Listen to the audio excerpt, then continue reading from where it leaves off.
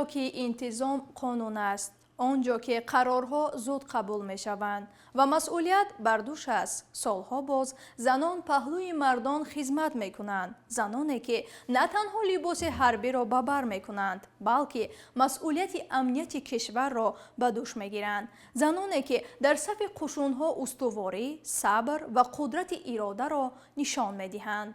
امروز حضور زن در قواهای حربی دیگر استثنا نیست. او فرمان می دهد، می آموزاند، راهبری می کند. او افسر است، آموزگار است، محافظ است. سلام بینندگان عزیز، در این برنامه درباره سهم زنان در قشونهای حربی، درباره راهی که آسان نبود اما با شرف طی شد صحبت خواهیم کرد.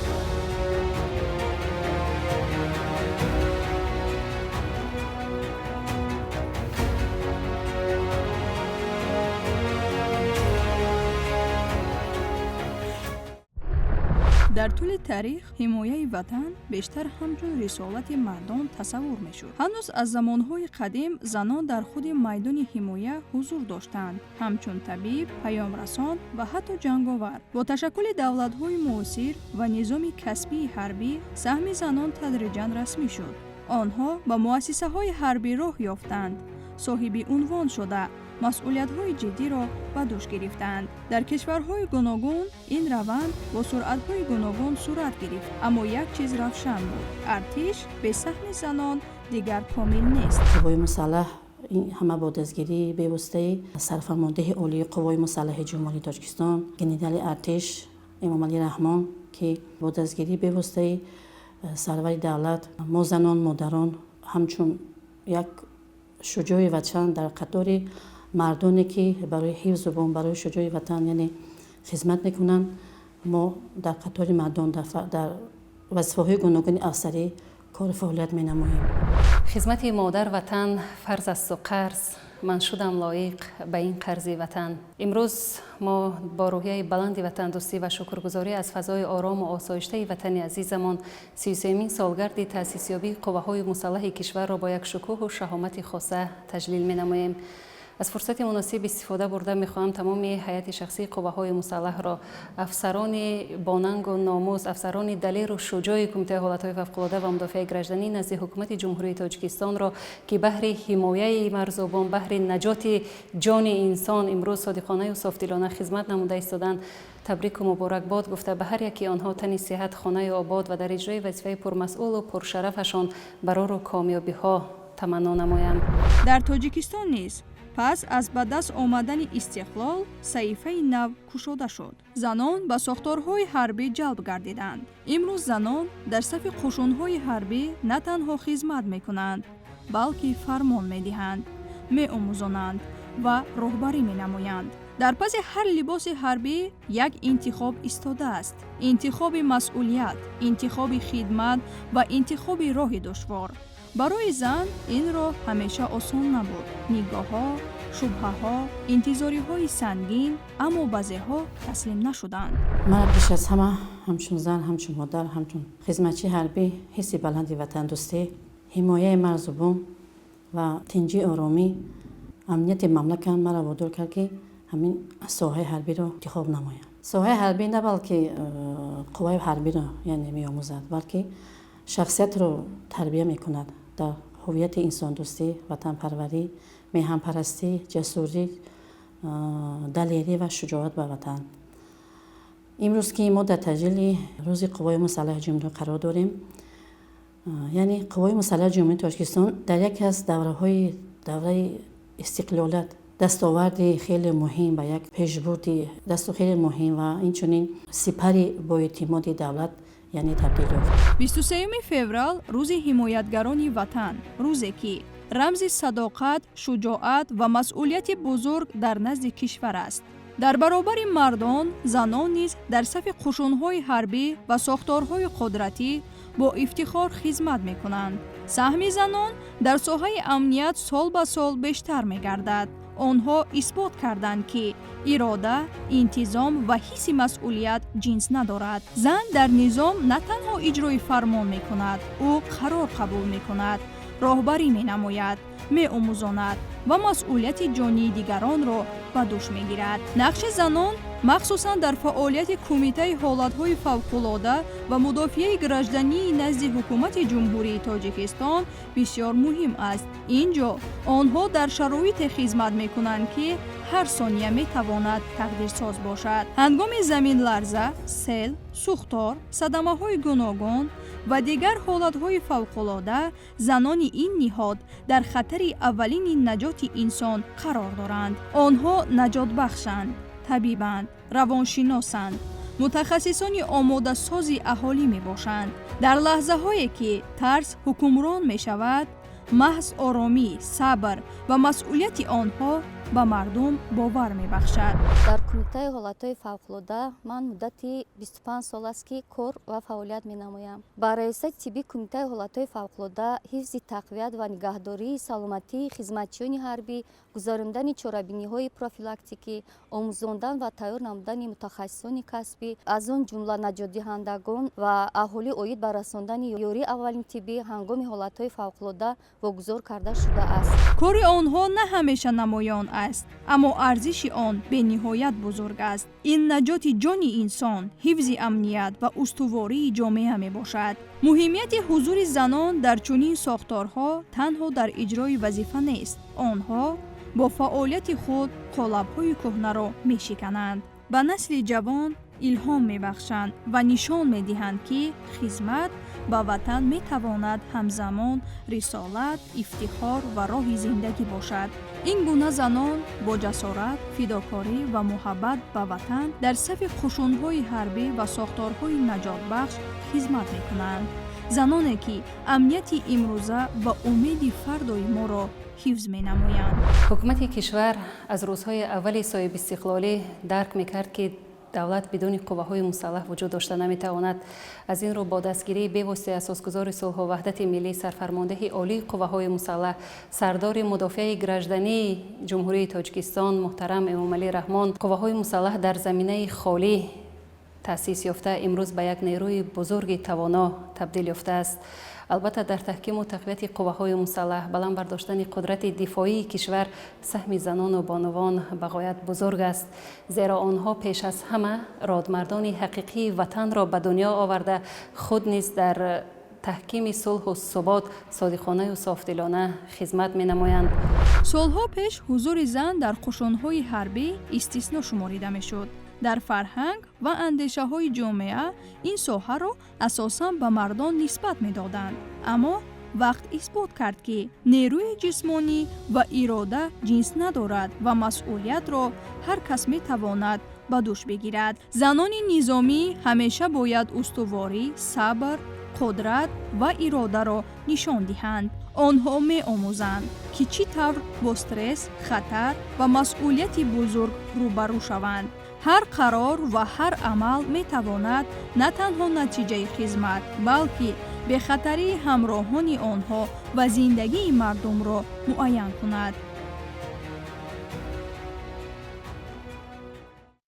ба занҳое ки мехоҳанд дар ҳамин соҳаи ҳарбӣ яъне ҳамин касбро интихоб кунанд гуфтани ҳастам ки пеш аз ҳама қавиирода бошанд, яъне ҳам ҷисман ҳам рӯҳан, чунки хизмати ҳарбӣ соҳаи ҳарбӣ бисёр душвориҳо дорад, бисёр пасти баландиҳо дорад.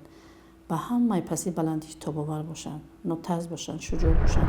занону бонувони қувваҳои мусаллаҳ ҳифзи истиқлолу озодии кишвар, ҳимояи марзу бӯми сарзамини аҷдодӣ, амнияти давлат ва ҷомеа, сулҳу оромӣ ва суботи сиёсиро дар кишвар ҷавонмардона و با صداقت به خلق و وطن امروز تامین نموده ایستادند و زنان و بانوان ما دوام دهندگان راه گذشته ملتمان بوده.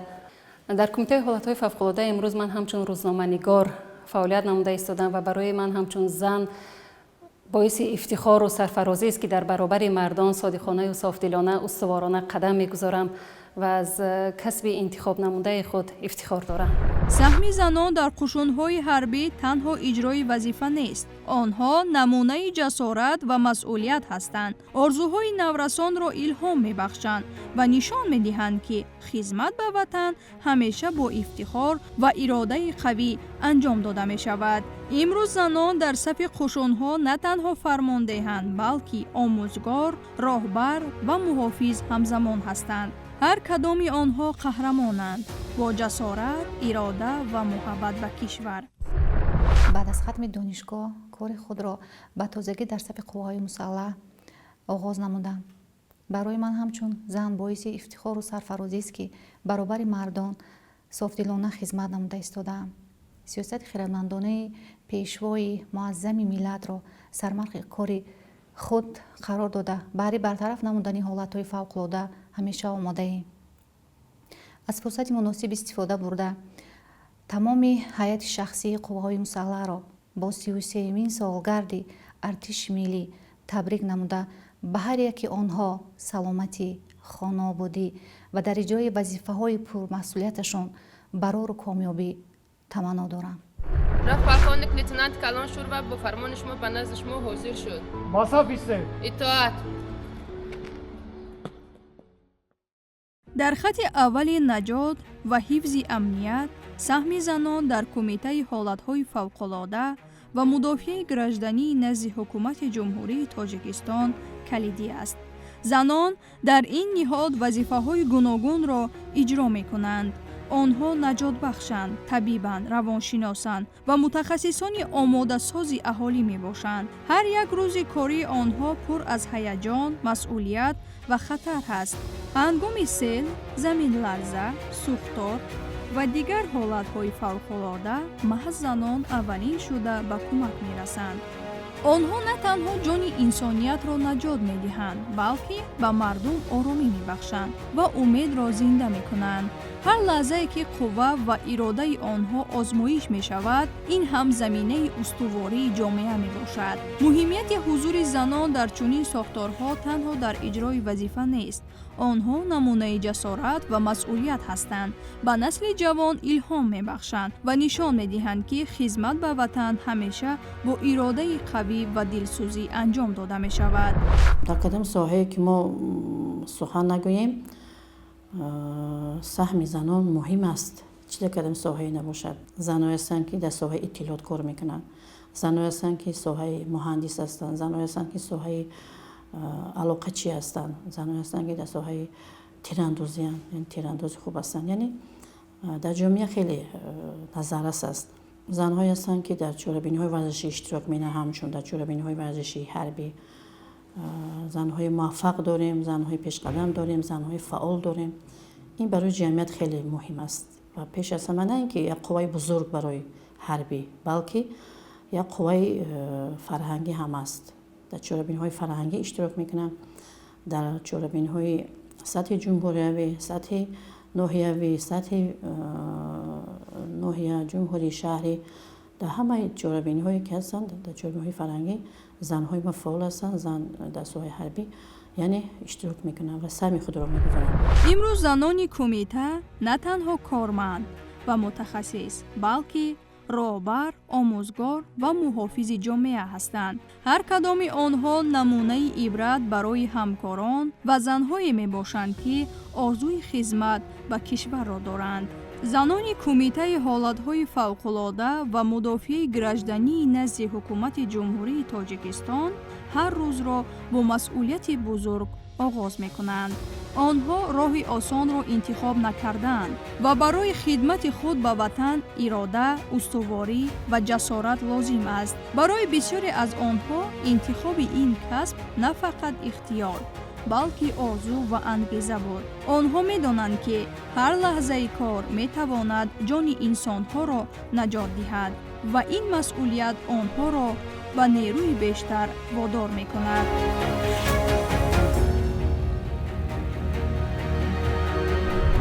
раиса тиббӣ татбиқи сиёсати давлатиро дар самти тандурустӣ ташкил ва гузарондани чорабиниҳо оид ба ҳифзи саломатии хизматчиёни ҳарбӣ, аъзои оилаи онҳо, нигоҳдории беҳдошти ҳолати санитаригигиенӣ, шароити хизматчиёни ҳарбӣ, хизмати маишӣ ва таъмин будан бо маводҳои доруворӣ пеш аз ҳама вогузор карда мешавад.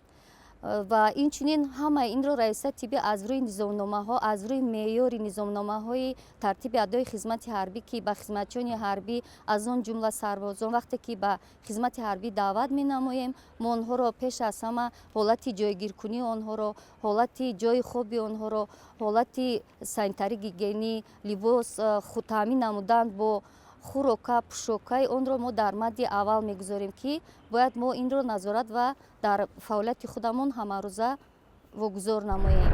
фаъолияти ҳаррӯзаи онҳо гуногун аст. аз омӯзиши ҳолатҳои фавқулода ва машқҳои фавқулода то роҳбарӣ ва ба роҳ мондани гурӯҳҳо. ҳар рӯзи кор пур аз вазифаҳои муҳим ва қарорҳои ҳалкунанда мебошад. дар ин роҳ занон бо душвориҳои зиёд рӯбарӯ мешаванд. хатарҳои ҷисмонӣ, фишори равонӣ ва масъулияти бузург, ҳама ин чизҳо онҳоро санҷиш мекунанд. аммо ҳар як лаҳза онҳоро қавитар мекунад ва ҳисси масъулиятро бештар месозад. саҳми занон дар ин соҳа аз назари худи онҳо низ бениҳоят муҳим аст. онҳо на танҳо ҷони инсонҳоро ҳифз мекунанд, балки оромӣ, эътимод ва умедро ба мардум мебахшанд. ҳар қадами онҳо намунаи ҷасорат ва ибрат барои насли ҷавон аст. барои заноне ки мехоҳанд роҳи онҳоро интихоб кунанд, маслиҳат медиҳанд ки нерӯи ирода ва сабрро фаромӯш накарда, ҳамеша барои хизмат ба ватан омода бошанд.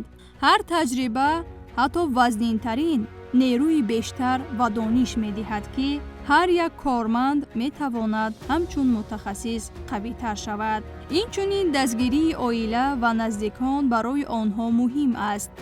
онҳо медонанд ки оила ва ҳамкорон онҳоро дастгирӣ мекунанд ва ин дастгирӣ нерӯи иловагӣ мебахшад. фаъолияти занон барои ҷомеа аҳамияти бузург дорад. вайҳо наҷот медиҳанд, ҳифз мекунанд ва бо ҷасорат ва масъулияти худ намунаи ибрат мегарданд. ҳар лаҳзае ки онҳо дар ҳолати фавқулода қарор доранд, нишон медиҳад ки саҳми занон дар ҳифзи амният ва беҳбудии кишвар бемисл аст. ҳар кадоми онҳо оромӣ ва умедро ба мардум мебахшанд, намунаи қавитарини ҷасорат ва фидокорӣ мебошанд ва собит мекунанд ки хизмат ба ватан ҳамеша бо муҳаббат, ирода ва масъулият анҷом дода мешавад.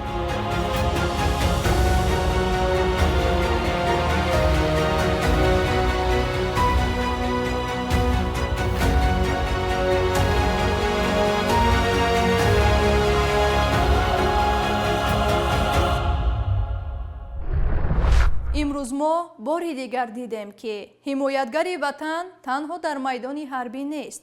заноне ҳастанд ки дар лаҳзаҳои хатар ҷони инсонро наҷот медиҳанд ва оромии ҷомеаро ҳифз мекунанд.